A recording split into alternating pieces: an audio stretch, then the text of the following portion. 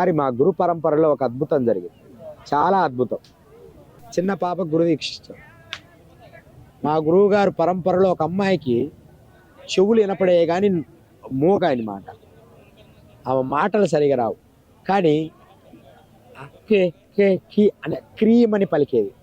గురువుగారిని ఆ అమ్మాయిని పలకరించి క్రీమ్ ఈ పదాన్నే నువ్వు రోజు చెయ్యి అని చెప్పారు. ఎక్కడంటే మన ఇదే కాశీ పక్కన ఊరే, ఇక్కడ దగ్గరే. ఇప్పుడు అమ్మాయికి మ్యారేజ్ వివాహం కూడా అయింది.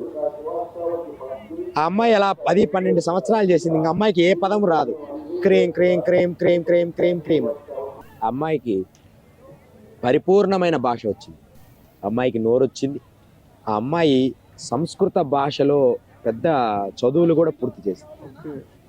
అసలు నోరే రాకుండా ఆ అమ్మాయి పెద్ద ఇప్పుడు వివాహం అయిపోయి చాలా చక్కగా ఉంది. అంటే మంత్రము నీ నాడుల్లో ఉన్న శక్తి కేంద్రీయ మండలాలను మేల్కొల్పుతుంది. మనస్త్రాయతే ఇది మంత్ర అంటే మనస్సుని చిలకడం. ఇలా కూర్చొని ఓం అని ఇప్పుడు సుమన్ టీవీ తరపున చెప్తున్నా నేను. ఎవరైనా సరే ఇదే గ్రూప్ మంత్రం అనుకొని దగ్గరగా ఉండి చెప్తే గొప్ప విషయమే. మీరు దగ్గరగా లేరు, ఎలాగైనా గురువు కావాలి. మొట్టమొదటి మీరు రోజు ఇలా కూర్చొని ఇదిగో ఈ ముద్ర ఇలా పెట్టుకొని 108 సార్లు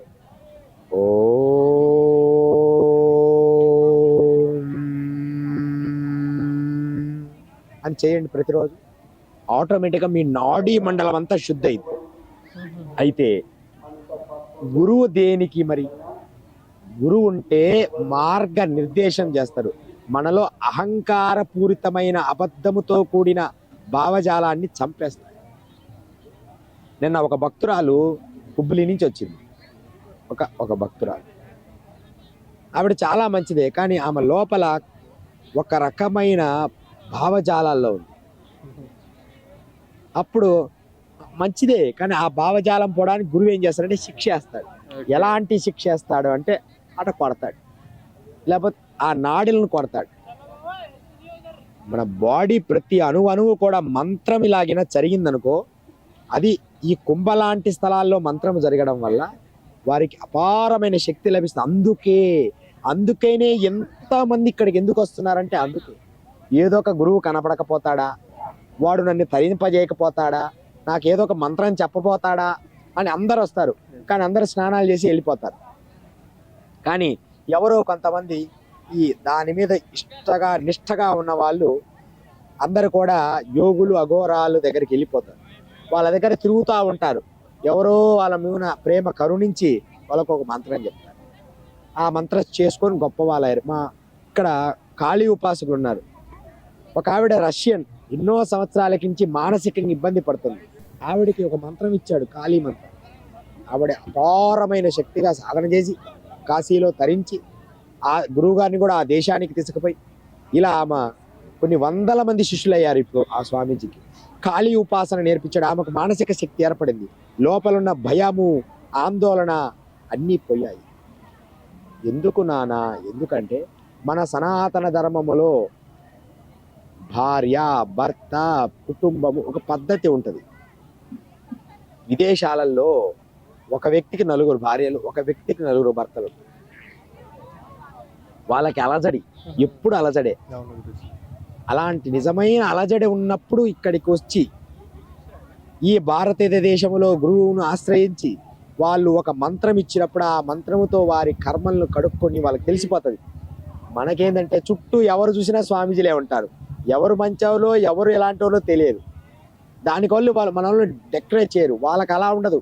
ఎవరైనా సరే వారి హృదయానికి నచ్చిందా వారు హాయిగా సిలిండర్ అయిపోయి అనుమానం ఉండదు.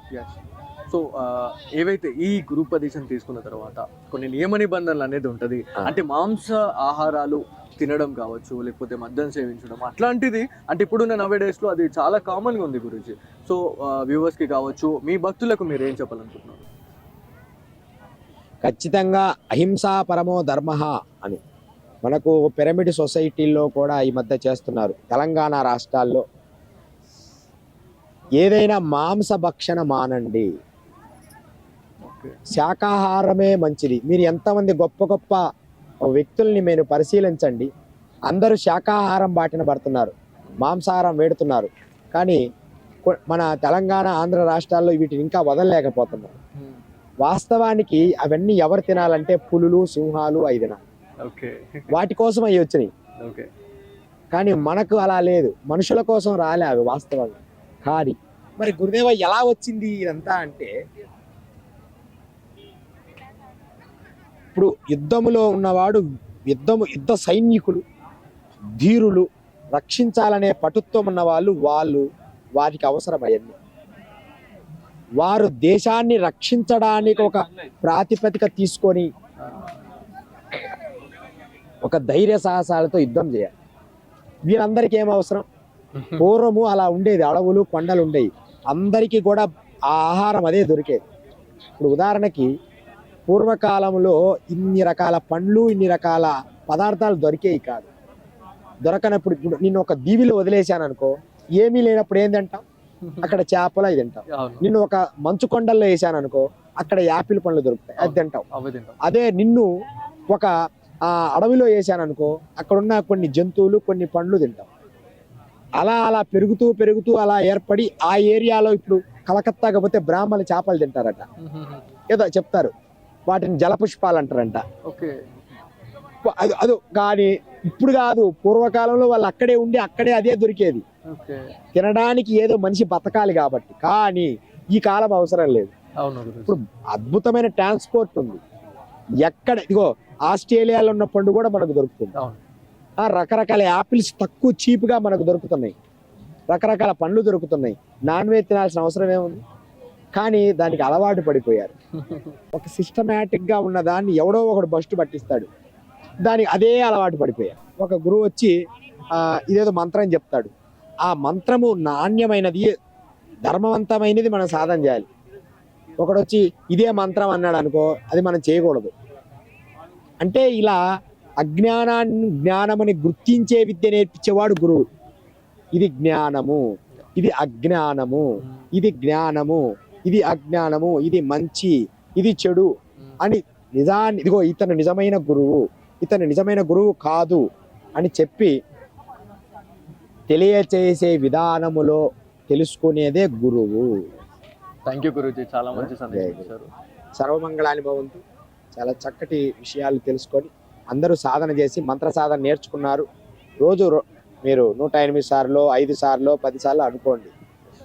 జై గురుదేవ్. సో ఇది మొత్తానికి త్రివేణి సంగమంలో ఏదైతే శ్రీ శ్రీ శ్రీ సిద్ధయోగి మహారాజ్ గారి ఆధ్వర్యంలో అయితే ఈ గురూపదేశం ఇవ్వడం అయితే చాలా ధన్యమైంది అని చెప్పేసి కూడా వాళ్ళ భక్తులు అయితే చెప్తా ఉన్నారు. ఏదైతే ఈ మంత్రోచ్చారణ కావచ్చు, లేకపోతే ఈ గురూపదేశంలో ఏవైతే మంత్రాలు చెప్తున్నారో అది డైలీ అంటే 108 టైమ్స్ కావచ్చు, లేకపోతే మన శక్తి కొలది అంటే మనకి ఇప్పుడున్న బిజీ స్కెడ్యూల్లో కూడా దాన్ని ఉద్దేశించి కూడా గురువు గారు అయితే మంచి సలహాలు అయితే ఇవ్వడం జరిగింది. సో ఇది ఇవాళ Suman TV special story. Camera person Sai కృష్ణతో బాలు, సుమన్ టీవీ, ప్రయాగ్రాజ్ నుంచి.